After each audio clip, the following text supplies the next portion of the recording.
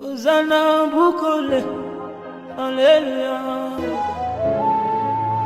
Hosanna bukole, Alleluia.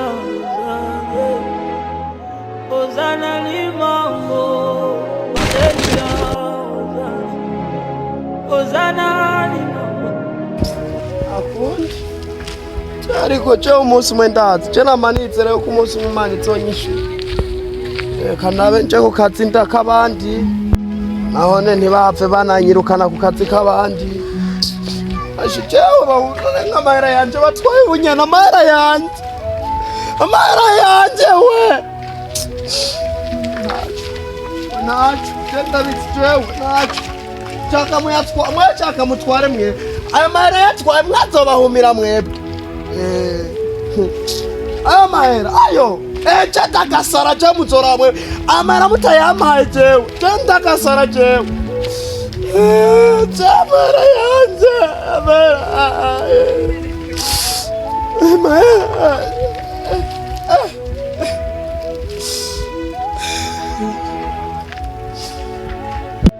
ubuzima tubamwo birashoboka ugahura n'abantu utarutse kugira ngo baze bakubera inzira yo kugushikana ku nzira nziza y'ubuzima bwawe wihaye. Uyu mugabo mubona ni umupasiteri, iyi saha tuvugana n'umupasiteri wandi. Iyi ni inkuru ndi kubaha, ni inkuru iryoshye cyane kandi yanyigishije gushika kure, bituma numva guca bugufi imbere y'abandi bantu. Ubwo nahura n'uyu niyo soko yanje ya mbere, nabonye ubuzima bwanje ntangura kubaho gushasha, niko kumenyana nawe nibyo byanezereye cyane. Yesu wacu nashimwe bwoko bw'Imana. Amen pastor. Yesu wacu nashimwe kandi.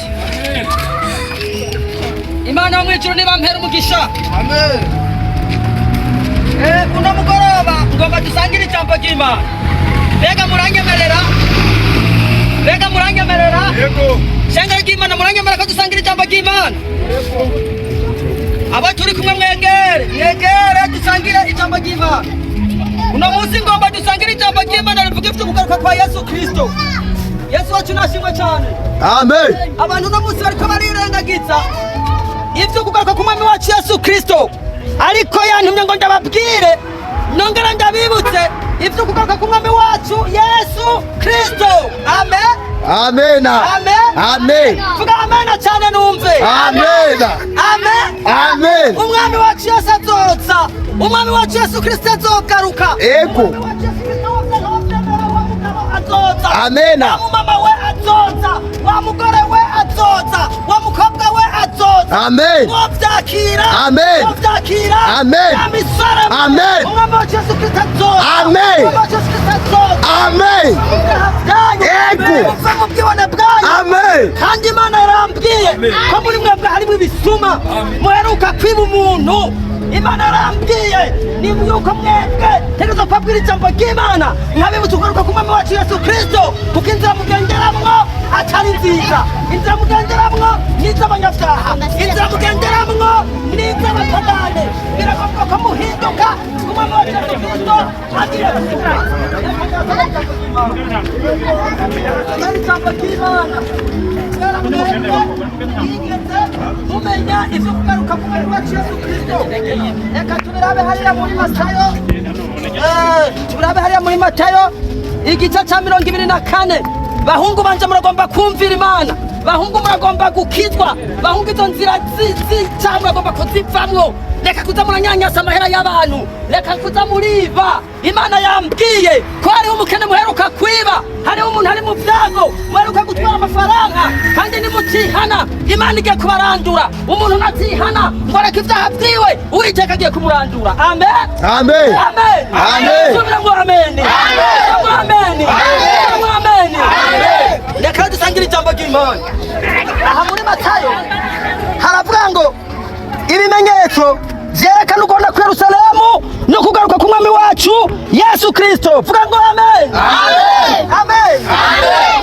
Ngo Yesu Yesu arasohoka ava mu rusengero akigenda abigishwa biwe baramwegera ngo bamwereke inyubako y'urusengero. Amen.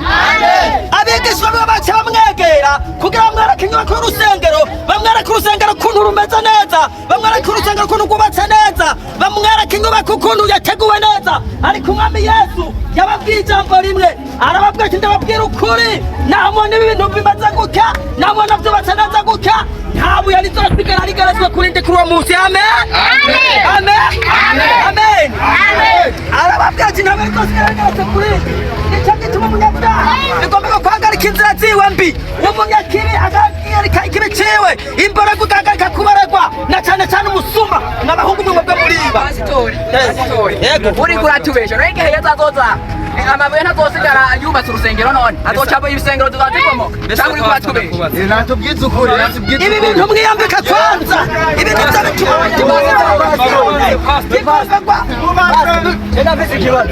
Nenda kuvuga ngo Yesu azoza nk'igisuma. Yesu n'umusuma cange tubwire. Ariko aratubesha umupasitoro ariko aratubesha. Nico gituma naje guhagarara kw'iri jambo ry'ibisuma, kubera Imana yambwiye mwebwe ko mwivye muriba mwiba umukene.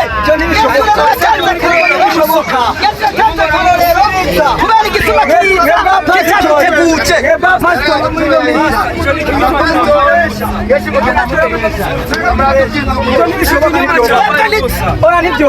Umviriza uwizera ijambo ry'Imana azokizwa, ariko uwanga kwizera ijambo ry'Imana azopfa. Abemeranya naje ko umwami Yesu azogaruka, muvuze impundu cyane haleluya. Rero reka ndababwire ikintu ku murongo wa gatatu haravuga ngo yica ku musozi wa Elayono, ngo abigishwa biwe baramwegera bihereranye baramubaza bati tubwire ibyo bizobaho ryari kandi ikimenyetso cy'umubero w'isi ni ikihe? Yesu wacu nashimwe cyane.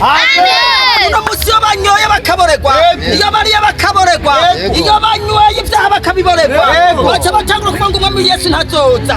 Ariko Yesu azoza. Haleluya. Yesu azoza. Abanyakibi bazoca mu muriro, bazoca mu muriro. Amashimesha. Ukuri kuko n'inyubako zubatse neza, ntabwo rizosigara rigarutse ku rindi, reka umwami Yesu azogarukira. Amen. Mwegaruka kwiba umuntu akenye, kandi Imana yambwiye ngo nimutihana mugiye guhura n'ibyago, ajya amafaranga mwamutwaye bigomba muyamusubize mu izina rya Yesu. Abemera n'ibihane Jesi ndimwe kwe. Jesi ndimwe uko nta muntu n'umwe genda giye. Ata muntu mwatwaye amafaranga yiwe. Biriho pastor. Genda giye abemera n'ibihane. Ego dufukame. Iyi mishatsi mugenda muyikura mu izina rya Yesu. Muzongera ubwibone, mugenda tubicura nk'ibigirwamana. Muzongera guhohotera umuntu, muzongera kwiba umuntu. Izo nimuzihebe, ibitabe nimurihebe, mwitegure kuza ku mwami wacu Yesu Kristo. Yesu Kristo agiye kuzogaruka, kandi abanyabyaha bazohura n'ingorane. Amen.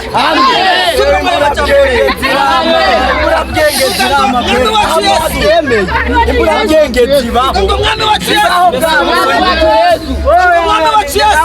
wacu Yesu ndihanye jewe umunyabyaha ndemeye ko nacumuye cumura ku bantu unakwibana data unakumana yanje none ndaje imbere yawe mbararire ibyaha byanje bihanagure, sinzosubira gukora ibyaha ukundi.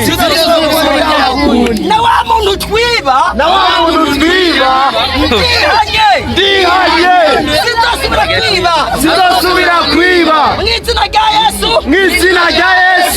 Amen. Nanjye mbaye cyabona agacyanyu n'Imana, reka ndabasengera Imana mwami wacu Yesu ndasenga izi ntama zawe Yesu ndabasenga mu izina rya Yesu ndikanye ibisigo biri muri bo ibisigo by'abatanze ubusuma mu izina rya Yesu amapitsi bavemo mutazana n'ibitakundi mu izina rya Yesu amen mukomera amashimano mukomera amashimano tugomba gukora umuntu wese yo kwihana naze yakira gakiza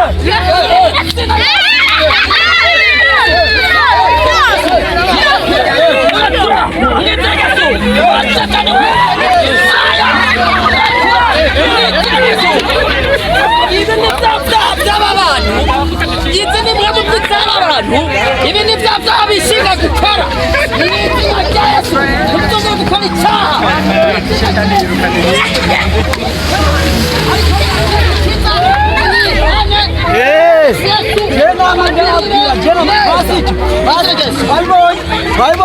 Shetani yirukane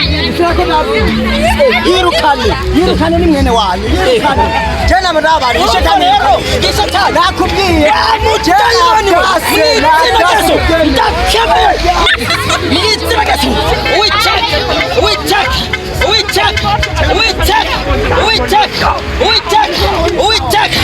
Uitaka kuhani uitaka bana bagisigo musigane na Yesu kandi mwami Yesu azabatigame azabagirira neza muzamugube mu nzira z'Imana musigane n'umwami wacu Yesu musigane n'umwami wacu Yesu musigane n'umwami wacu Yesu musigane n'umwami wacu Yesu bana musigane n'umwami wacu Yesu ego turabonanye musigane n'umwami wacu Yesu sawa wakoze kudutemberera ego Yesu amongere no kugaya sawa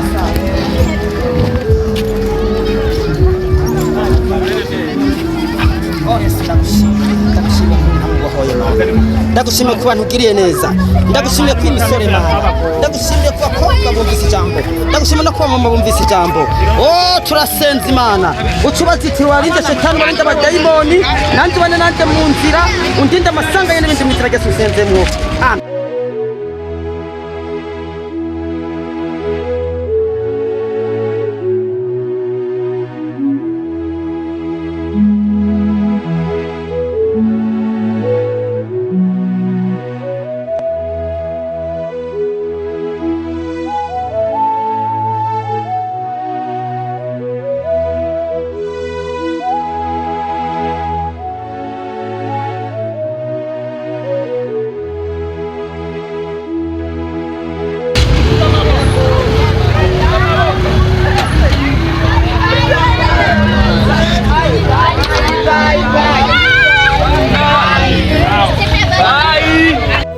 hari igihe Imana ishyize amakamyo kugira ngo bikunde guhezagire irakora uko ishoboye kugira ngo bikunde ubuzima bwawe bwose uharire Imana gusa iragucisha mu nzira zigoye uyu muntu mubona Imana yari yateguye wenda kuzobonana nawe mu bundi buryo ariko sinenzi yuko guhura nawe aribyo bizotuma mbura akazi kanje mu gihe nari maze kubura amahera yanjye bamaze kunyiba naho naca mpura n'uyu mugabo nawe yanyigishije byinshi ndakumva nturambirwe ko igihe twaja mu bitaro mu Kibimba nibwo twatangiye kumenya neza intango y'ikintu canje cy'isoko y'ubuzima bwanje kwizogenda.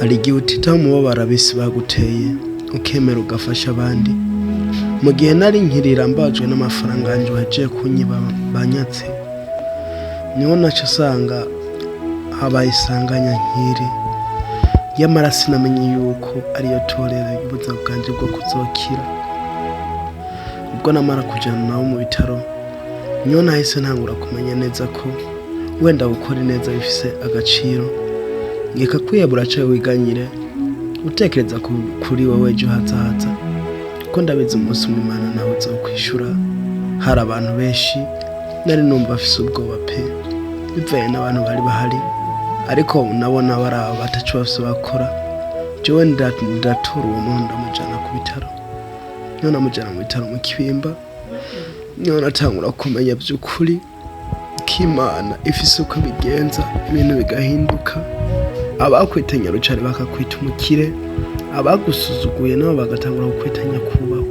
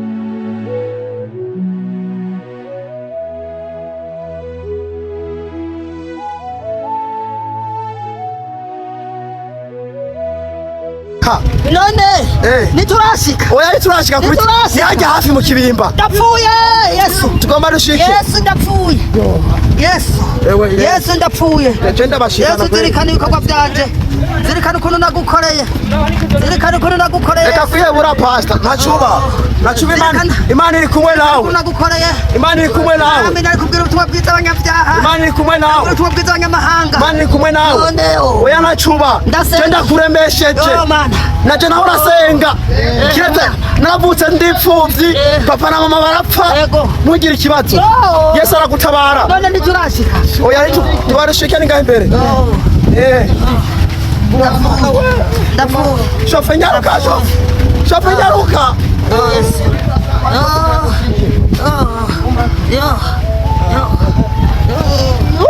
ndapfuye Yesu twarishike n'imihangane kubitaro ndajya imbere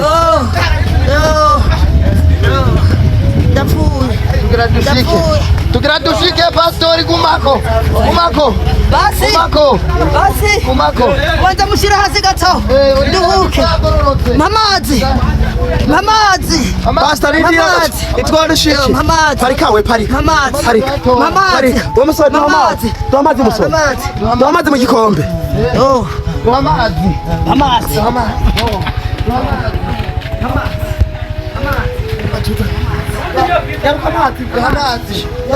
abantu bararebye amazi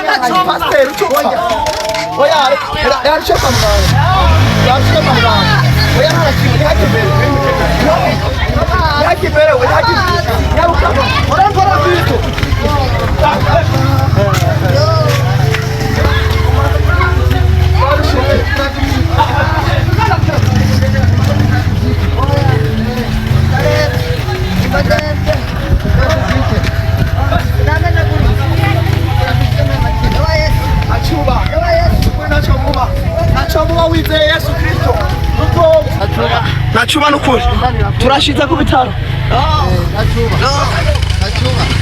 Ndapfuye.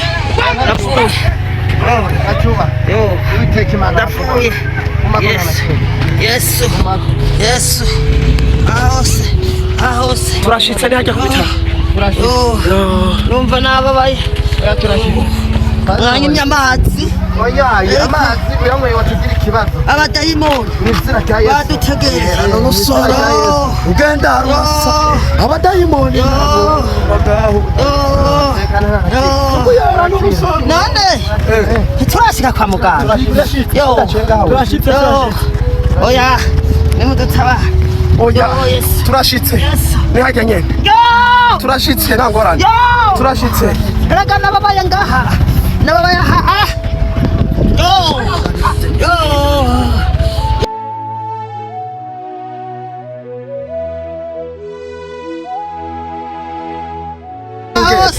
numva nababaye napfuye.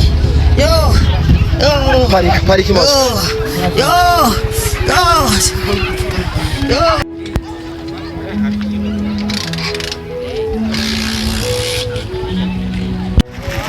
Fasha.